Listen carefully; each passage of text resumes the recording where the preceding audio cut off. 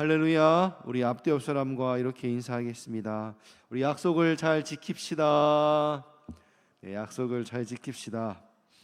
오늘은 사무엘하 21장 1절에서 14절 말씀을 살펴보면서 약속을 끝까지 지키시는 하나님이란 제목으로 하나님 말씀을 전하겠습니다. 저는 매주 금요일마다 이렇게 여러분과 함께 새벽에 사무엘하를 살펴보고 있습니다. 우리 1장부터 계속 살펴보았는데 벌써 21장이 되었어요. 우리가 20장까지 내용을 좀 간략히 설명을 드리면은 한마디로 말해서 이 사무엘하 이 내용은 다윗의 부흥과 위기 그리고 회복의 여정이라고 할 수 있습니다. 이 사무엘하 초반부에서는 사울 왕이 죽은 이후에 다윗이 점차 이스라엘 전체의 왕으로 세워지는 과정을 그리고 있었습니다. 하나님은 다윗과 언약을 맺으시며 다윗의 왕조를 영원히 견고하게 세우시겠다고 약속을 하셨어요. 그리고 나서 이제 전쟁에 승승장구하면서 이스라엘 점차 하나님 그 약속대로 강력한 나라로 세워져 가고 있었습니다. 그런데 이 사무엘하 이제 중반부에 들어가게 되면서 다윗의 어떤 이 죄로 인해서 그 고통이 계속해서 다윗과 또 그의 가정과 이 나라에 이어지게 되는 거예요. 그것이 바로 뭐냐, 이 밧세바 사건, 그것을 감추기 위한 우리아의 죽음. 그래서 이것으로 인해서 다윗 집안에 여러 가지 문제가 끊임없이 발생하는 겁니다. 첫째 아들 암논이 이복 여동생 다말을 성적으로 범죄하고, 또 이에 이 다말의 오빠 압살롬이 그 암논을 2년 뒤에 앙심을 품고 있다가 복수해서 직접 죽이게 되죠. 그 후에 이제 압살롬이 도망하였다가 다시 예루살렘에 복귀했는데 아버지 다윗이 진심으로 자기를 용서하는 것 같지 않으니까 어떻게 합니까? 결국 쿠데타를 일으키고 다윗의 후궁들을 성적으로 모욕한 거죠. 하나님께서는 다윗을 용서하셨지만은 다윗이 지었던 이 죄의 결과에 대해서는 계속해서 이 가정과 나라 안에 깊은 상처로 자리 잡게 된 것입니다. 또 지난 시간에는 우리가 세바가 선동하여서 다윗이 다시 한번 위기에 빠지는 모습까지 살펴보았습니다. 이렇게 다윗의 생애에는 영광과 아픔, 하나님의 약속과 인간의 연약함이 교차하고 있었습니다. 이제 오늘 우리는 이 모든 사건들 이후에 다윗이 맞이한 하나님의 새로운 위기와 하나님의 역사하심이 어떻게 나타나는지를 우리가 오늘 본문을 통해서 함께 살펴보기를 원합니다. 우리 본문 1절 2절 말씀을 한 번 더 읽어보겠습니다. 같이 읽겠습니다. 다윗의 시대에 해를 거듭하여 3년 기금이 있으므로 다윗이 여호와 앞에 간구하매 여호와께서 이르시되 이는 사울과 피를 흘린 그의 집으로 말미암으니니 그가 기브온 사람을 죽임이었음이라 하시니라. 기브온 사람은 이스라엘 족속이 아니요 그들은 아모리 사람 중에서 남은 자라. 이스라엘 모든 족 전에 그들에게 맹세하였거늘 사울이 이스라엘과 유다 족속을 위하여 열심히 있으므로 그들을 죽이고자 하였더라. 이에 왕이 기브온 사람을 불러 그들에게 물으니라. 아멘. 그렇게 이제 압살롬의 반역과 이 세바의 선동 등 시끄러운 일들이 잘 지나가고 이제 다윗이 이스라엘 전체를 잘 다스리고 있을 때 그 어느 때 있었던 일인데요. 3년간의 흉년이 일어난 거예요. 그래서 다윗이 이것들을 좀 해결해 보려고 하나님께 기도했습니다. 왜 갑자기 3년간의 흉년이 끊임없이 계속 일어나고 있습니까? 그러니까 하나님께서 응답하시기를 사울이 기브온 사람을 죽였기 때문이라고 말하는 거예요. 사울이 언제적 이야기입니까? 지금 다윗이 사울이 죽은 이후에 여러 가지 사건들을 겪고 나서 하나님께서 약속하시고 다윗의 왕조를 세우시고 그 언약을 맺으시고 또 그리고 나서 다윗이 범죄하여서 그로 인해서 여러 사건이 있은 뒤에 다시 한번 정권을 잡아서 이제 좀 나라를 시작하려고 하는데 하나님께서 뭐라고 하는 거예요? 예전에 사울 왕이 지었던 어떤 죄 때문에 지금 네 나라가 이렇게 3년의 기근이 있는 것이다 라고 하나님께서 말씀하시는 겁니다. 다윗의 입장에서는 얼마나 억울합니까? 자기의 죄 때문에도 아니고 지금 자기의 죄 때문에 이미 심각하게 많은 죄의 대가를 치렀어요. 그런데 이제 와서 사울의 또 죄의 결과가 그렇게 일어난다는 거예요. 왜 그러하냐면은 신명기 19장 10절에 보면 무죄한 피를 흘리면 그 피가 다시 돌아갈 것이라고 말했고, 또 13절에 그 피를 흘린 죄를 제거하면은 다시 그 복이 임할 것이다. 그러니까 뭐라는 거예요? 하나님께서는 어떤 죄의 결과가 반드시 있을 것이고 그 죄를 해결해야 다시 그 복이 임한다라고. 그러니까 하나님께서 약속하시는 어떤 그것은 반드시 지켜야 한다고. 그것은 그 죄를 반드시 해결해야만 문제가 풀어지는 것이라고 말씀하는 거예요. 사울 왕이 기브온 사람을 죽였다는 기록이 구체적으로 성경에는 등장하지 않습니다. 기브온 사람들은 이스라엘 족속이 아니라 아모리 사람 중 남은 자들이기 때문에 사울이 죽였다라고 오늘 본문에서 기록하고 있죠. 그런데 이 아모리라는 것은 가나안 토착 부족들 전체를 말하는 것입니다. 예를 들어서 우리나라 삼국 시대에 중국인들이 우리나라를 전체를 불러서 그냥 고구려인이라고 불렀어요. 그러니까 특별히 고구려인이라고 해서 고구려 사람들만 안 하는 게 아니라 그 삼국 시대 사람들 전체를 통칭하는 것처럼 그렇게 이 아모리 사람이라는 것은 어떻게 보면은 그 가나안 사람들 전체를 말하는 거죠. 그러니까 아모리 사람 남은 자들이라는 것은 그 가나안 사람 남은 자를 말하는 겁니다. 실제로 이 기브온 사람들은 히위 족속에 해당하는 것이죠. 이 기브온 주민들은 여호수아 때 이스라엘이 가나안을 정복하려고 하니까 어떻게 했습니까? 이 이스라엘 백성들이 두려워서 자신들은 저 멀리에서 온 힘없는 국가라고 막 속이면서까지 이렇게 하나님의 이름으로 평화 조약을 맺었던 그런 족속이었어요. 그러니까 그렇게 하나님의 이름으로 절대로 멸하지 않겠다라고 하니까 실제로는 그 가나안 족속이었는데, 그러니까는 그 민족은 함부로 할 수 없는 것이었어요. 그런데 사울 왕이 이를 어기고 자신의 나라와 국민들을 위한다는 열심으로 가나안 족속이라고 그냥 모조리 다 죽여버린 거예요. 이것은 하나님의 이름으로 맺은 조약을 어긴 것이기 때문에 하나님께서 철저하게 대가를 치러야 된다라고 말씀하신 거죠. 우리 3절 4절 같이 읽겠습니다. 다윗이 그들에게 묻되 내가 너희를 위하여 어떻게 하랴? 내가 어떻게 속죄하여야 너희가 여호와의 기업을 위하여 복을 빌겠느냐 하니, 기브온 사람이 그에게 대답하되 사울과 그의 집과 우리 사이의 문제는 은금에 있지 아니하오며 이스라엘 가운데에서 사람을 죽이는 문제도 우리에게 있지 아니하나이다 하니라. 왕이 이르되 너희가 말한 대로 시행하리라. 아멘. 다윗 왕은 그렇게 이제 하나님의 음성을 듣고 이게 지금 사울 왕이 기브온 사람들을 죽인 것 때문이다라는 것을 딱 깨닫고는 이제 기브온 사람들에게 찾아가는 거죠. 그들에게 어떻게 해야 이 문제가 해결돼서 속죄할 수 있겠느냐, 그래서 너희가 다시 복을 빌 수 있겠느냐라고 물어보는 거죠. 그러자 이 기브온 사람들이 두 가지를 말하는 거예요. 이것은 어떤 은금 때문도 아니고, 그리고 우리가 그렇다고 해서 이스라엘 사람들을 다 죽여야 된다 그런 것도 아니다. 그러니까 이제 다윗이 뭐라고 말하냐? 그러면 너희들이 정말 원하는 게 뭐냐? 내가 다 들어주겠다라고 이야기하는 거죠. 5절 6절 같이 읽겠습니다. 그들이 왕께 아뢰되 우리를 학살하였고 또 우리를 멸하여 이스라엘 영토 내에 머물지 못하게 하려고 모해한 사람의 자손 7사람을 우리에게 내주소서. 여호와께서 택하신 사울의 고을 기브아에서 우리가 그들을 여호와 앞에서 목매어 달겠나이다 하니, 왕이 이르되 내가 내주리라 하니라. 아멘. 결국 이 기브온 사람들이 원하는 건 뭡니까? 이스라엘 전체에게 그 마음이 있는 게 아니라, 원한이 있는 게 아니라 정말 자기와 정말 연관이 있었던 그 사울의 자손들, 사울이 지금 우리를 죽였기 때문에 그러면 사울의 자손들 7명을 대표적으로 뽑아가지고 달라는 거예요.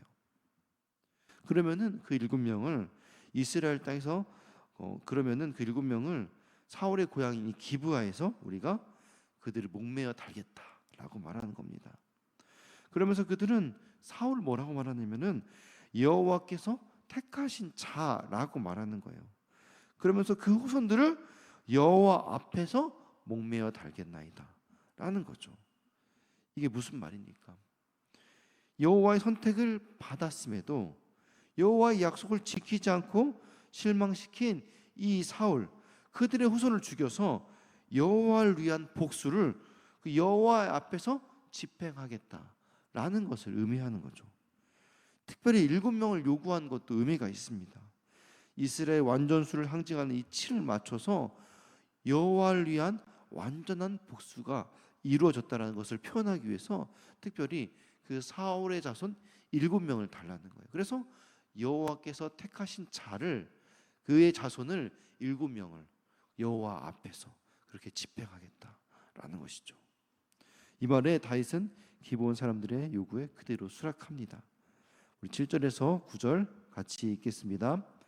그러나 다윗과 사울의 아들 요나단 사이에 서로 여호와를 두고 맹세한 것이 있으므로 왕이 사울의 손자 요나단의 아들 무비보셋은 아끼고 왕이 이에 아야의 딸 리스바에게서 난 자 곧 사울의 두 아들 알모니와 무비보셋과 사울의 딸 메랍에게서 난 자 곧 무올랍 사람 바르실레 아들 아드날과의 5 아들을 붙잡아 그들을 기브온 사람의 손에 넘기니 기브온 사람이 그들을 산 위에서 여호와 앞에 목매어 달매 그들 7 사람이 동시에 죽으니 죽은 때는 곡식 빼는 첫날 보리를 베기 시작하는 때더라. 아멘. 다윗이 이 기브온 사람들의 요청대로 사울의 손 7명을 다 보내주기로 했지만은 특별히 그 중에서 자신 사랑했던 그 요나단의 아들 무비보셋만은 아껴서 따로 보내지 않고 빼두었다라는 것을 말하고 있는 거예요. 그러면서 나머지 사울의 후손 중에서 리스바의 두 아들 알모니와 무비보셋 그리고 또 사울의 딸 메랍의 5 아들을 붙잡아서 그 기브온 사람들에게 그 7명을 맞춰서 보내줍니다. 요나단의 아들과 여기 보면은 사울의 딸 리스바의 아들 이름이 똑같이 무비보셋이라고 소개하고 있어요. 이것은 이제 동명이인이죠. 이 무비보셋의 뜻은 부끄러움을 끊다, 우상 숭배의 수치를 끊다라는 어떤 좋은 의미를 가지고 있어요. 그래서 이렇게 고대 사회에서는 이름이 단순히 어떤 사람을 이제 부르기 위해서 호칭하는 것뿐만 아니라 어떤 가문의 신앙, 역사적 사건을 기념하는 의미로도 많이 쓰였어요. 그래서 어떤 좋은 의미의 어떤 이름들은 계속해서 대를 이어서 쓰는 거죠. 그 가문에 남기려고 역사적 어떤 그 사건들을 기념하려고 남기는 거죠. 그러니까 이제 사울 가문에서 이 무비보셋이 이 부끄러움을 끊었다, 우상 숭배 수치를 끊다, 어떤 이런 사건을 남기기 위해서 이 사울 가문에 계속해서 무비보셋의 이름이 등장하는 것입니다. 그리고 이제 사울의 딸 메랍의 남편인 이 바르실레 또한 다윗을 도왔던 늙은 부자 바르실레, 전에 함께 나누었던 그 바르실레와도 동명이인인데 마찬가지라는 거죠.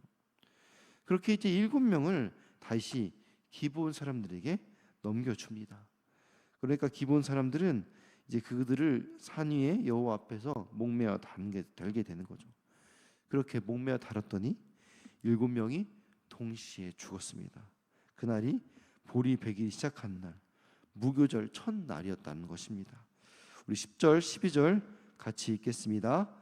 아야의 딸 리스바가 굵은 배를 가져다가 자기를 위하여 바위 위에 펴고 곡식 베기 시작할 때부터 하늘에서 비가 시체에 쏟아지기까지 그 시체의 낮에는 공중에 새가 앉지 못하게 하고 밤에는 들짐승이 범하지 못하게 한지라.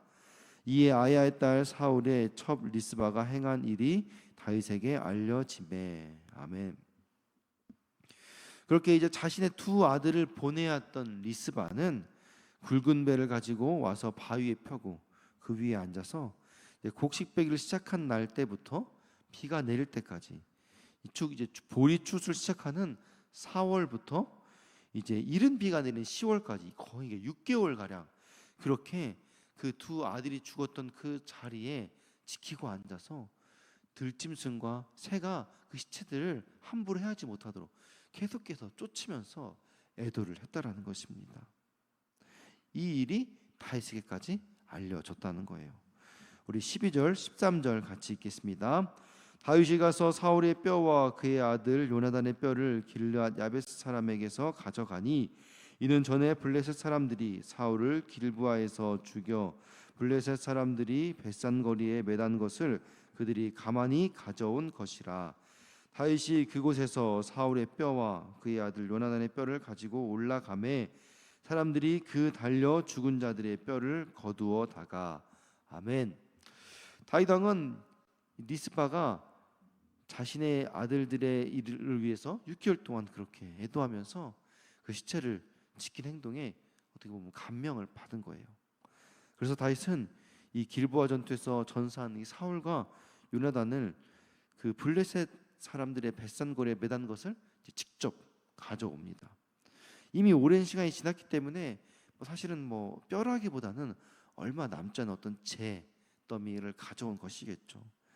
다윗 왕이 그렇게 이제 사울과 요나단의 뼈를 직접 다 가져온 것들을 보자 사람들이 이제 함께 매달려 있던 그 7명의 뼈도 함께 거두어서 이제 가져오게 된 거예요. 이제 그것들을 가지고 이제 다윗이 그 마음을 좀 표현하려고 이제 직접 행동에 나서게 됩니다. 우리 14절 마지막 같이 읽겠습니다. 사울과 그의 아들 요나단의 뼈와 함께 베냐민 땅 셀라에서 그의 아버지 기스의 묘에 장사하되 모두 왕의 명령을 따라 행하니라. 그 후에야 하나님이 그 땅을 위한 기도를 들으시니라. 아멘. 다윗은 이제 사울과 그의 아들 요나단의 뼈를 이제 베냐민 땅 셀라에 있는 사울의 아버지 기스의 묘에 함께 이제 장사해 주었습니다. 다윗은 이런 행동을 통해서 자신이 이 사울 가문에 직접적으로 악의가 있는 것은 아니었다는 것을 이제 간접적으로 표현해 주는 거죠. 그래서 그렇게 이제 다윗과 그 사울 가문의 그 오해도 풀리고 또 사울 가문과 기브와 족속 사이에 어떤 그 빚도 다 청산하고 그렇게 되자 이제 하나님께서 그 기도를 들으시고 이 3년간의 기근이 사라졌다는 것입니다. 오늘 우리는 이 본문을 통해서 하나님께서는 반드시 자신의 약속을 지키시는 분이라는 것을 다시 한번 확인하게 됩니다. 비록 오랜 세월이 지났지만 때로는 그것이 내가 직접적으로 어긴 것이 아닐지라도 그 사울 왕, 이스라엘의 그 선조 왕이었던 그 사람을 통해서 어겼던 그 하나님의 약속을 어겼던 그 일들이 결국 나중에 후대 하나님께서 꼭 갚으시고 해결하셨다라는 것입니다. 다윗에게 닥친 이 3년간의 흉년은 다윗의 잘못이 아니었기에 다윗은 어쩌면 인간적으로는 억울하고 이해하기 어려운 상황이었을 것입니다.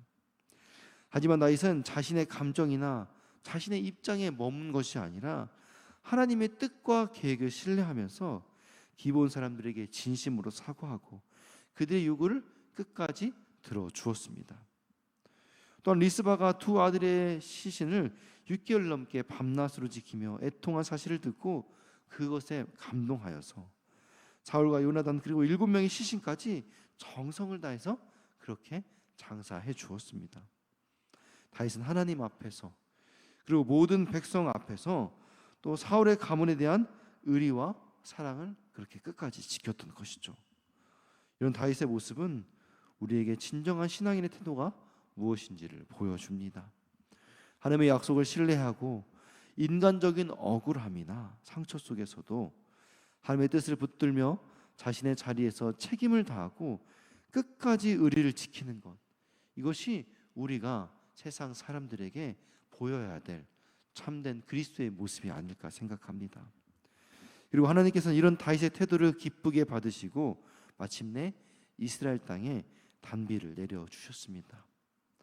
사랑하는 성도 여러분, 우리가 삶의 문제 앞에서 억울하고 이해되지 않는 일들을 만날 때도 있습니다. 그때마다 우리는 신실하게 약속을 지키시고 결국 선으로 인도하시는 그 하나님을 끝까지 붙잡으시기 바랍니다. 우리의 그런 작은 순종과 그 사랑을 결코 헛되이 하지 않으시는 하나님 앞에서 우리도 오늘 하루 억울함이 있더라도 하나님의 뜻을 믿고 맡겨진 자리에서 책임과 사랑을 다함으로써 우리의 작은 순종을 통해 회복과 은혜의 단비가 우리 삶 가운데 그리고 우리가 오늘 만나는 그 모든 사람의 고난과 어려움 가운데 내려주시기를 간절히 축원합니다. 아멘. 우리가 시간 들은 말씀 기억하며 함께 기도하기 원합니다. 시간같이 기도하실 때 억울하고 이해되지 않는 상황 속에서도 하나님의 뜻을 신뢰할 수 있는 믿음을 우리에게 주시옵소서. 작은 순종과 사랑의 실천을 통해 회복과 은혜의 통로로 사용하여 주시옵소서. 특별히 6월 8일 48주년 창립기념 행사를 통하여서 우리가 계속해서 나오지 못하고 있는 우리 성도들 주님께서 돌아올 수 있도록 인도하여 주시도록, 어려운 시국에 좋은 지도자, 하나님을 두려워하는 지도자를 세워 주시도록, 둔촌동 성전부지 그린벨트를 하나님의 때에 하나님의 방법으로 열어 주시옵소서. 올림픽파크 보레온 아파트 12,032세대 4만 명의 영혼을 구원하는 일에 우리 교회를 사용하여 주시옵소서. 우리 교회 몸과 마음으로 고통받는 성도님들을 치유하여 주시고 돌보는 가족들 위로하여 주시옵소서. 각자의 기도 제목을 위하여서 사랑하는 주님 이름 3번 부르고 같이 기도하시겠습니다. 주여, 주여, 주여.